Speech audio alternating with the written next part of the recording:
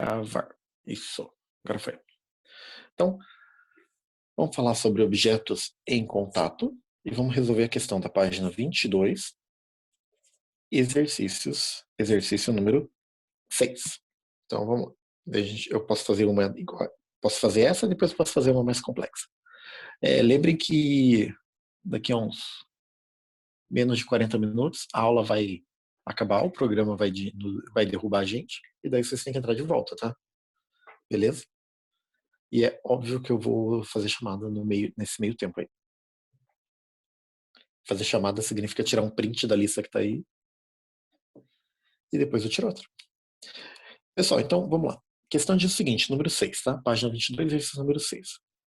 Dois blocos A e B, de massas iguais a 3 e 4 kg, respectivamente, estão em contato e sobre uma superfície horizontal perfeitamente lisa. Então eu tenho aqui, ó, uma superfície horizontal perfeitamente lisa. Beleza? Eu tenho aqui o bloco A, aqui o bloco B. O A, ele tem 3 kg. O B, ele tem 4 kg. Beleza? E os dois estão recebendo uma força aqui para a direita. Essa é uma força F. Daí a questão fala assim, uma pessoa os empurra com uma força de 56 newtons. Então essa força vale 56 newtons. Então tem as informações, né? Preciso repetir o desenho que está ali no caderno. Da letra A pede para a gente calcular o módulo da aceleração que o conjunto adquire. Então, parece simples, né, letra A? Eu tenho que calcular o módulo da aceleração. Então, como que a gente calcula aceleração quando eu tenho força? Bom, a aceleração a gente calcula a partir da segunda lei de Newton. Eu vou escrever primeiro a segunda lei de Newton do jeito bonitinho dela, que é assim. A força resultante é igual à massa vezes a aceleração. Essa é a segunda lei de Newton. FR igual a MA. Deixa eu tentar escrever um pouco maior, que acho que está pequeno, né? Agora veja o seguinte, se eu quero calcular a aceleração desse conjunto, eu tenho que somar todas as forças. Qual é a única força que atua sobre ele que vai fazer ele acelerar? É o 56. É só o F. Então, se ela é a única força, ela é a resultante. Então, vou chamar só de F. Igual. Agora, massa. Qual massa que vai acelerar? 3 ou 4? Na verdade, quando eu empurrar esse bloquinho, eu não vou empurrar os dois juntos, né? Quando eu coloco dois objetos um do lado do outro, quando eu empurro um deles, eu acabo empurrando os dois, né? Certo? Então, sempre que o sistema todo se mover, eu vou colocar um M maiúsculo. M maiúsculo significa massa total, massa do conjunto. E o A eu quero descobrir. Então tá aí. Só substituir os valores agora.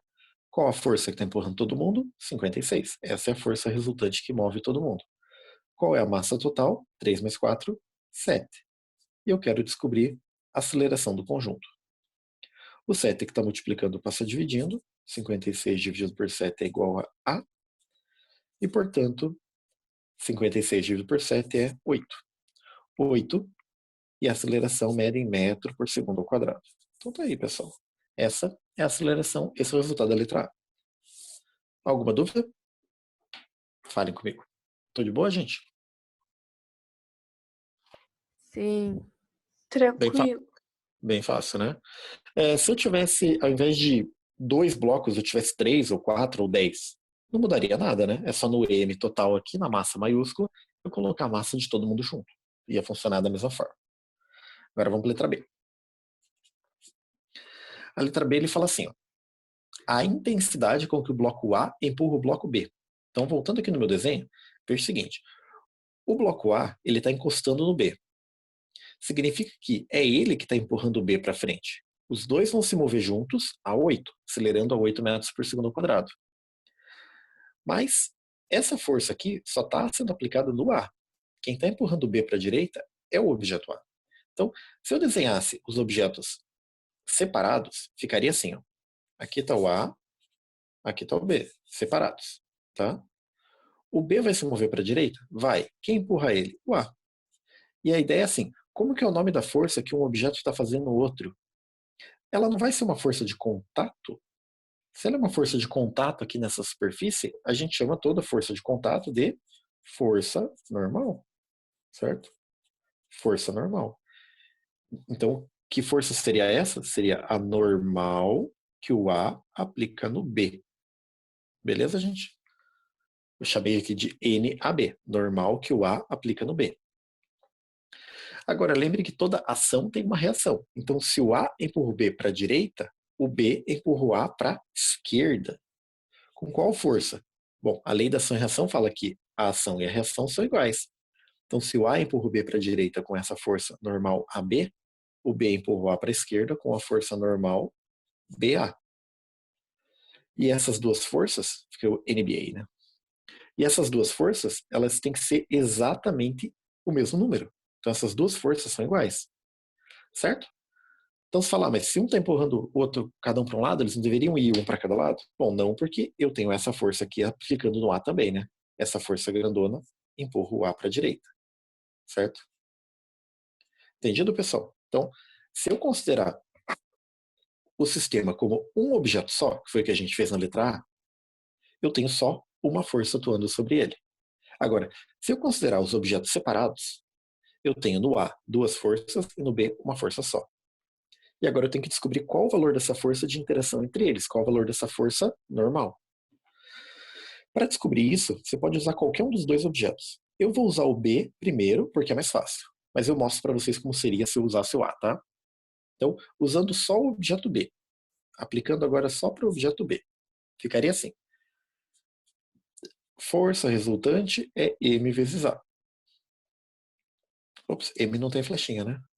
Qual é a força resultante atuando sobre o objeto B? Bom, é a força normal, a força de interação entre os dois objetos. É N a B.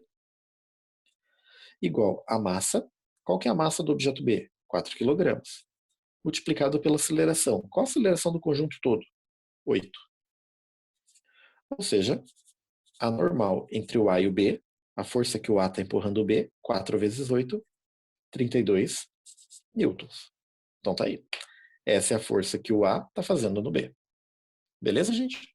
Então essa é a letra B da questão, né? Alguma dúvida? Entendido como calcula a força normal que um objeto aplica no outro? De boas? Bom, eu vou fazer a letra C. Ah, aqui tá os negócios do segundo ano.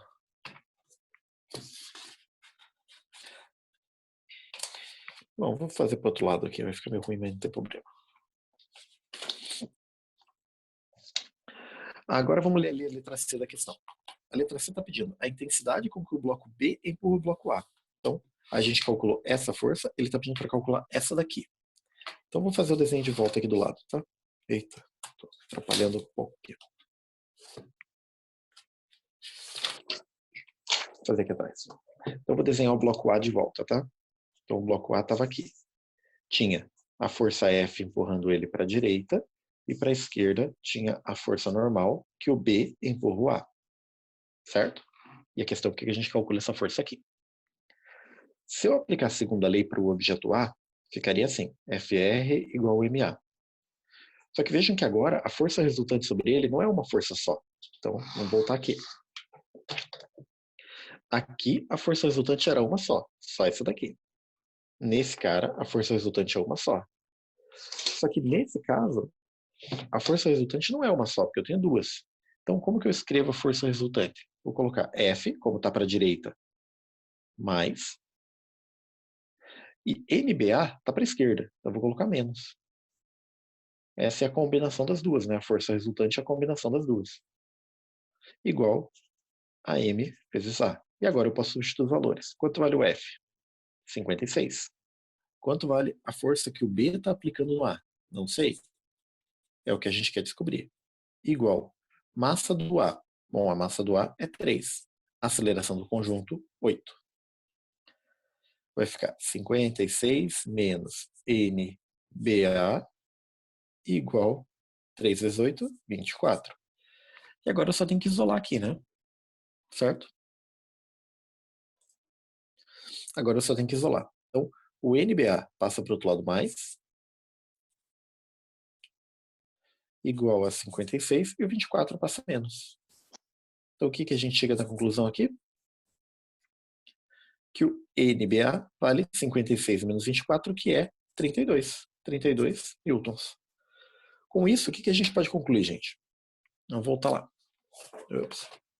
Então, a gente calculou que o NBA vale 32. Volta aqui. Essa força vale 32. Então,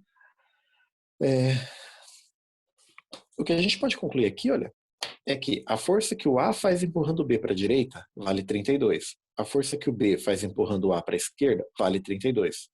Elas são iguais, elas atuam em corpos diferentes e elas têm sentidos opostos. Ou seja, essas duas é um par de ação e reação, né? Então eu precisava realmente ter feito essa equação aqui, feito a equação para calcular, foi o que a gente fez desse lado. Precisar, eu não precisava, tá? Por quê? Porque eu sei que elas teriam que ser iguais. Então está resolvida aí a nossa questão, né? A força que um bloco faz no outro é 32 e a aceleração do conjunto é 8. De boas? Alguma dúvida? E aí, pessoal? Tranquilo? Tranquilo. Eu vou fazer uma, tá? Desse tipo. Então, aqui.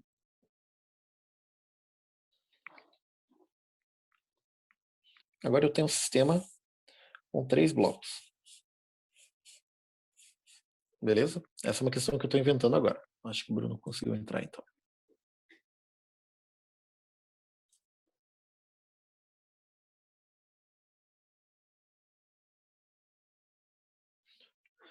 Pessoal, depois que eu abro o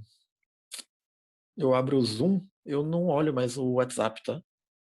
Então vocês mandaram mensagem agora que eu vi, que eu voltei, mas é bem ruim para mim, para que eu olhe.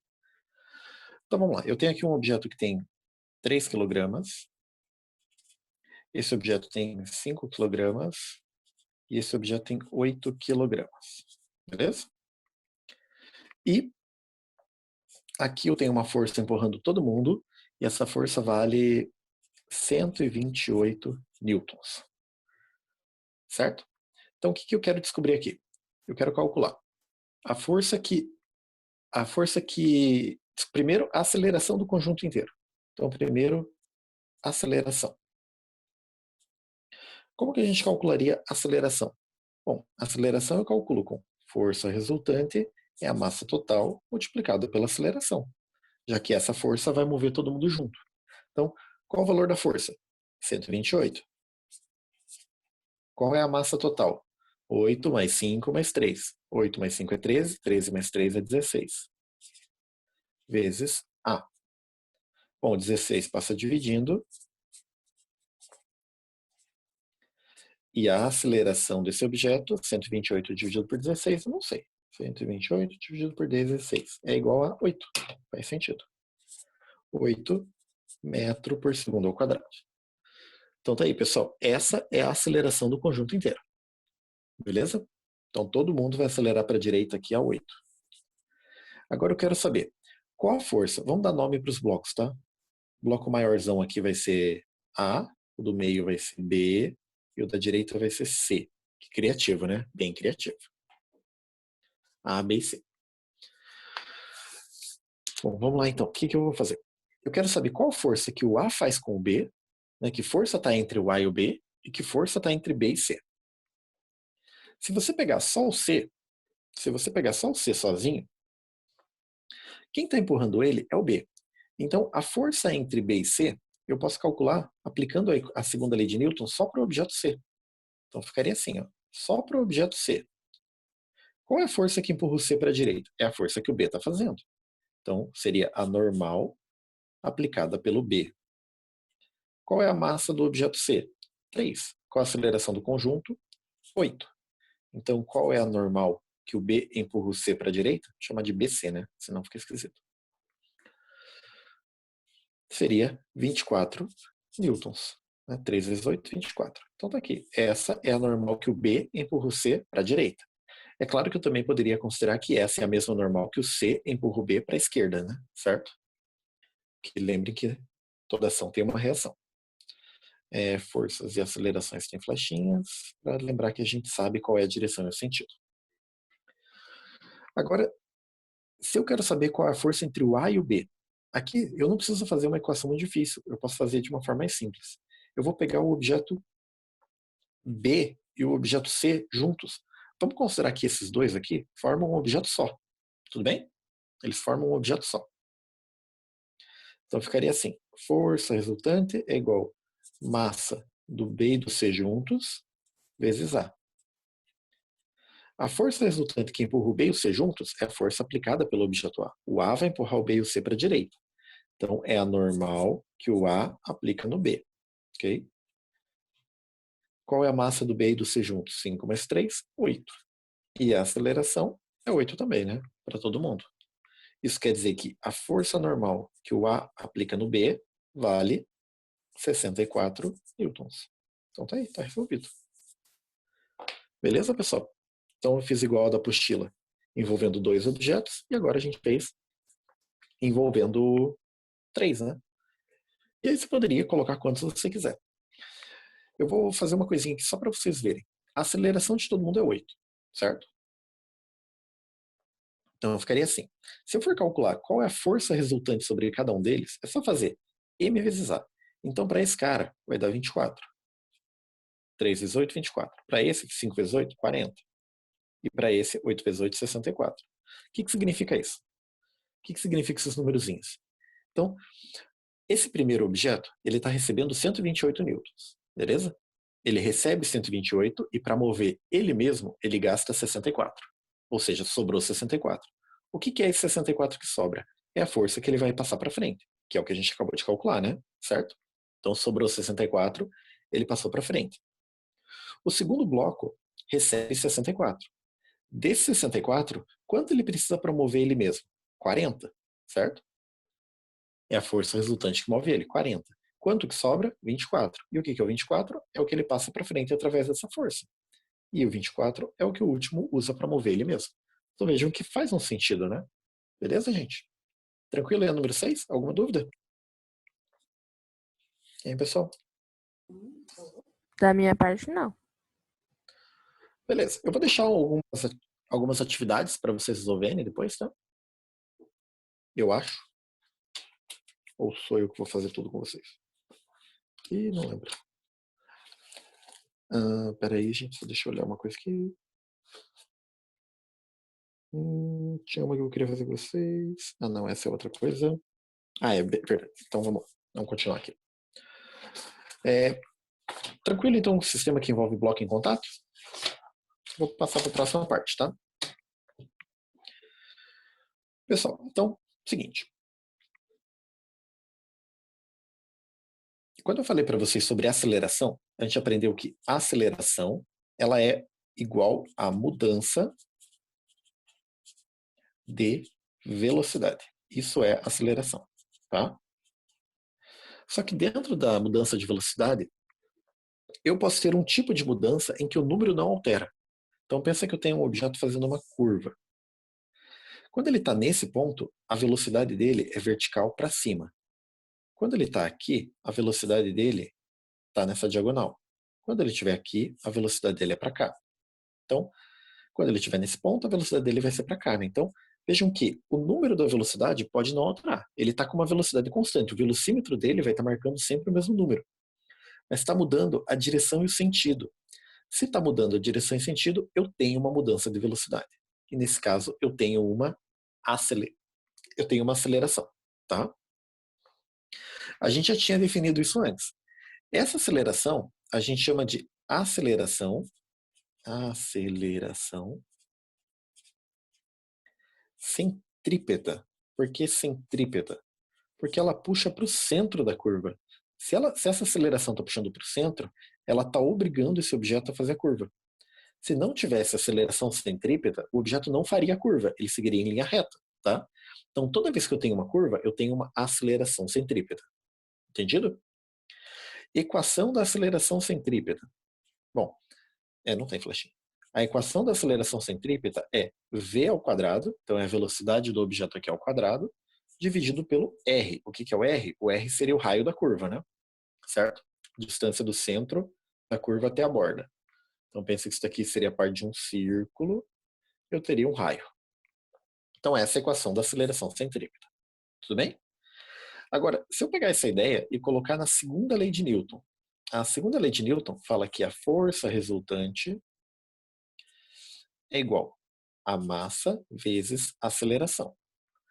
E a ideia é assim, se esse objeto está fazendo uma curva e tem aceleração, o que gera aceleração? O que gera aceleração é força. Então tem que existir uma força empurrando ele para o centro da curva. E essa força a gente vai chamar de força centrípeta. Beleza? Centrípeta. Centrípeta aponta para o centro. A força centrípeta, então, ela vai ser dada por essa equação. M, e no lugar do A, eu vou colocar essa aceleração aqui. V quadrado, e agora o R eu posso colocar embaixo. Então, essa é a equação da força centrípeta. Entendido, gente? Então, toda vez que um objeto estiver fazendo uma curva, toda vez que ele está fazendo uma curva, tem que ter uma força puxando ele para o centro. O nome dessa força é força centrípeta. E o mais importante ainda, não é que tem que ter uma força puxando ele para o centro. Significa que essa força que puxa ele para o centro é a força resultante. Tudo bem? Beleza? Então isso é bem importante, tá? Então vamos ver aqui alguma situação. Pensa que a gente tem um looping de uma montanha-russa. Tá? Tem aqui o looping de uma montanha-russa. O carrinho ele pode estar aqui, ele pode estar aqui, ele pode estar aqui, ele pode estar aqui. Cada ponto nesse carrinho, ele está numa parte de um círculo. Então eu tenho uma combinação de várias forças atuando sobre ele. Como ele está em contato com uma superfície, tem uma força normal. Como ele está na Terra, tem um peso puxando ele para baixo. A combinação da normal e do peso sempre vão gerar uma resultante que aponta para o centro. Tudo bem? Como que é o nome da resultante? Como que é o nome da resultante que aponta para o centro? Força centrípeta. Então, quando ele está dentro de um looping, a força que atua sobre ele é a força centrípeta que empurra ele para o centro. Ok? Beleza, gente? Eu coloquei aqui um looping de uma montanha-russa, mas poderia ser um globo da morte também, né? Pensa lá no globo da morte, com o motoqueiro lá no ponto mais alto. Ele está girando lá dentro. O que está acontecendo com ele? Bom, ele está fazendo um movimento circular, a velocidade dele, o movimento dele é descrito pela força centrípeta também. Beleza? Certo, pessoal? Então vamos fazer um exercício bem simplesinho aqui, daí a gente pode fazer um do caderno, da apostila. Primeiro, um sem apostila. Pensa o seguinte, eu tenho aqui um carrinho de montanha-russa que tem uma massa de 200 quilogramas. Tá? Ele está numa velocidade de 36 quilômetros por hora. E ele está num loop que tem um raio de 10 metros. Tá? Beleza? Qual que é a força resultante que atua sobre ele? Então, nesse caso, como ele está fazendo um círculo, né, ele está fazendo um looping de uma montanha-russa, o nome da força resultante, como ela vai estar sempre apontando para o centro, em qualquer lugar que ele estiver aqui, o nome da força resultante é força centrípeta. Então a gente não vai calcular a força resultante, a gente vai calcular a centrípeta. Tudo bem? Então, toda vez que você identificar que o movimento envolve curva, você vai calcular a força centrípeta. Como que é a equação da força centrípeta? mv quadrado sobre r. Qual que é a massa? 200. Qual a velocidade? Bom, aqui tem que tomar um cuidado, né? A velocidade é 36, mas está em quilômetro por hora. Então a gente divide por 3,6 primeiro, divide por 3,6 para transformar em metro por segundo, que vai dar 10. 10 metros por segundo. E agora sim, né? 36. Não vou usar 36, vou usar 10. Isso aqui é 10 ao quadrado. Dividido pelo raio, que a questão fala que é 10. Então, qual é a força resultante sobre ele, né? A força centrípeta? Posso separar aqui no meio.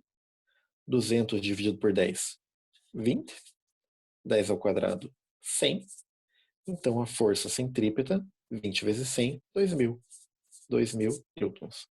Essa é a força que está empurrando ele para o centro, em qualquer lugar do movimento que ele está fazendo. Beleza, pessoal? Certo? O que seria essa força? Então, é a combinação da normal com o peso em qualquer ponto. Né? Em qualquer ponto, a força resultante tem que ser 2.000 newtons por centro. O que mais que eu posso falar para vocês aqui sobre força normal, sobre força centrípeta? Vejam que o que é a força centrípeta? É a força que aponta para o centro. Beleza. Mas ela é o nome que a gente dá para a resultante. Tudo bem? Então não existe uma força centrípeta, na verdade. Ela é uma força. Ela não é uma força real. É só o nome que a gente dá para a resultante. Beleza, gente? Alguma dúvida? Muito complicado? Hein? Não achei complicado. Não. Tranquilo, né? É o nome que a gente dá para a resultante quando tem uma curva, tá? Bom, o programa que avisou que falta 10 minutos, então eu quero que vocês peguem a apostila, página 22, questão número 7.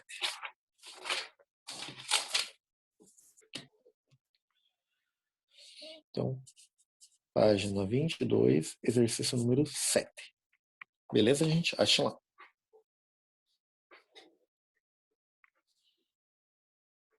Acharam? Então, vou pegar aqui e vou ler com vocês, tá? O FRRJ é a Universidade Federal Rural do Rio de Janeiro. Um motoqueiro deseja realizar uma manobra radical num globo da morte, que é uma gaiola esférica, de raio 4,9 metros. De raio, 4,9 metros de raio, tá? Não precisava escrever 2 vezes raio, né? Para que o motoqueiro efetue um looping, uma curva completa no plano vertical, né, ele passe pelo ponto mais alto e volte, sem cair, o módulo da velocidade mínima no ponto mais alto da curva deve ser d. Aqui eu vou pedir para vocês lembrarem uma coisa. No filme dos Simpsons, assistiram o filme dos Simpsons? Tem uma cena em que o Homer ele tem que fazer um looping num globo da morte. E toda vez que ele está chegando perto do ponto mais alto, ele freia e cai. Daí a Lisa fala para ele não parar de frear. Para ele não parar de frear, não, desculpa. Ele não parar de acelerar, para ele continuar acelerando. Por quê? Porque ele tem que ter uma velocidade mínima para ficar colado no globo da morte no ponto mais alto. Senão ele cai, né? Certo? Vamos fazer um desenho aqui. Se ele estiver lento demais, né? Se o motoqueiro aqui estiver lento demais, quando ele chegar aqui, ele pode descolar do teto e cair. Ou cair. Ou cair. Então, para que ele possa completar o movimento sem descolar, ele tem que ter uma velocidade mínima, tá? Como que a gente calcula essa velocidade mínima? Então eu vou mostrar para vocês agora como que eu encontro uma equação para isso. Então vamos desenhar aqui. Aqui está o meu globo da morte, tá? Beleza? Aqui está a moto no ponto mais alto. Eu quero que ela vá para frente sem cair. Então, quais forças atuam sobre ela nesse ponto? Eu tenho o peso apontando para baixo, certo? O peso sempre aponta para baixo. E eu também tenho a normal. Como ele está exatamente no teto, a normal ela sempre forma 90 graus e empurra para fora da superfície. Então, se ele está empurrando a superfície para cima, a normal empurra para baixo, tá? Beleza? Então, eu tenho duas forças para baixo, peso e normal. Então, o peso mais a normal apontam para baixo. O peso mais a normal apontam para o centro. Então, o peso mais a normal são iguais à força centrípeta. Os dois juntos formam a resultante, que, como aponta para o centro, é a centrípeta. Agora, o que a gente vai fazer aqui? Peso. Ah, não. Primeiro a gente tem que ver uma ideia bem básica agora. O que vai acontecer? No momento em que ele estiver com a menor velocidade possível, vocês concordam que o pneu da moto vai praticamente descolar da parede? Certo? Então, no momento em que ele está com a menor velocidade, é quando o pneu da moto estiver quase descolando. A normal, ela é uma força de contato. Então, ela precisa ter contato com o piso para funcionar. Se eu considerar que a força mínima para manter ele colado no teto é quando o pneu estiver quase descolando, eu posso falar que é quando a força normal estiver quase zero. Eu vou considerar que é zero, tá? Esse é o nosso limite. Quando a normal for zero, quer dizer que o pneu descolou. Então, é assim que eu vou considerar. E agora eu vou substituir os valores. Os valores não, as equações, né? Qual que é a equação do peso? mg. Qual que é a equação da força centrípeta? mv² sobre r. Percebam que nessa equação, o m é igual dos dois lados. Então, o m eu posso cortar. O que significa isso? Que a massa da moto, do motoqueiro, de qualquer coisa, ou do carrinho lá da montanha-russa, não importa. Então não faz diferença se a montanha-russa está cheia ou está vazia, ou se o carrinho é mais pesado ou mais leve. Esse R que está dividindo passa multiplicando, então ficaria G vezes R igual a V ao quadrado. Só vou inverter de lado agora, tá? V ao quadrado igual a GR, e o quadrado passa como raiz. Então, raiz quadrada de GR. Com essa equação, eu consigo determinar com qual velocidade mínima, tá? Um objeto tem que estar no ponto mais alto de um círculo para que ele não caia, para que ele possa continuar o círculo. Falar, mas isso só vale para uma montanha-russa ou para um globo da morte? Não, gente, não vale. Quando um avião ele vai fazer um looping, no ponto mais alto, a velocidade dele também é descrita por essa equação. Se você amarrar uma pedrinha num barbante, okay? Amarra aqui uma pedrinha num barbante e começa a rodar esse negócio, quando ele chegar no ponto mais alto, a velocidade mínima dele também é dada por essa equação. Beleza? Certo? Então essa equação ela vale para tudo, tá? Então essa equação ela vale sempre que você quer descobrir a velocidade mínima do ponto mais alto de qualquer movimento, não só de looping ou de montanha-russa ou de globo da morte, mas em qualquer situação. Então agora vamos resolver aqui a questão, né? A questão fala: o motoqueiro deseja realizar uma manobra radical no globo da morte de raio 4,9 metros. E ele pede para a gente descobrir qual a velocidade mínima. Então, a velocidade mínima é raiz de G vezes R. A velocidade mínima que esse cara tem que ter é raiz. Quanto vale G? Bom, G é a gravidade, 10. Quanto vale o raio desse globo da morte? Vale 4,9. Então, a velocidade mínima tem que ser igual. Raiz, 10 vezes 4,9, 49. E qual é a raiz de 49? Raiz de 49 é 7. 7, se a gente está falando em velocidade, 7 metros por segundo. Então essa é a velocidade mínima que esse cara tem que ter no ponto mais alto para que ele não caia do globo da morte. Só para terem uma ideia aqui, para entender melhor, se eu multiplicar isso por 3,6, eu encontro 25,2. 25,2 km por hora. Nem é uma velocidade muito grande, né? Certo? Vejam que para que ele não caia no ponto mais alto, ele tem que estar no mínimo a 7 metros por segundo, que é 25,2 km por hora. Resultado correto aqui, letra C, 7 metros por segundo. Pessoal, tranquilo essa ideia? Beleza? Beleza. Ok. Você pode fazer um teste, tá? Você pega um... Vamos considerar que tem o seu braço e na ponta do seu braço tem o cabo de um balde e aqui está o balde. Tá? Se a distância seu braço e balde der 1 metro, beleza? 1 metro. Se eu colocar nessa equação, vai ficar 1 vezes G. Velocidade mínima, né? 1 vezes G, 1 vezes 10 é 10. Raiz de 10. Raiz de 10 é 3. Vamos arredondar para 3. 3 metros por segundo. Então, se você encher esse balde de água, deixar ele cheio d'água aqui, se você girar esse seu braço inteiro, fazendo aquele círculo completo, tá? Pegar o seu braço e girar, e no ponto mais alto ele estiver a mais de 3, a água não vai cair. Essa que é a ideia, tá? A água vai continuar fazendo o círculo completo. Agora, se você girar o seu braço inteiro e a água chegar no ponto mais alto a menos de 3, daí ela vai cair em cima da sua cabeça. Certo, gente? Beleza? Olha que brincadeira divertida. Que mais que eu posso dizer para vocês sobre isso? Acho que é só isso mesmo. Pessoal, então falta aqui 1 minuto. Eu vou encerrar essa reunião, tá?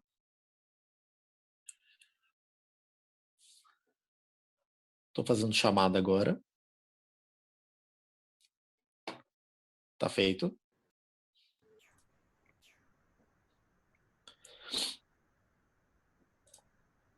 Tá feita a chamada, gente. E daí depois eu já vou mandar outro link para vocês, tá? Lá no grupo do WhatsApp. Porque eu não consigo usar o mesmo por algum motivo, sei lá por quê. Então,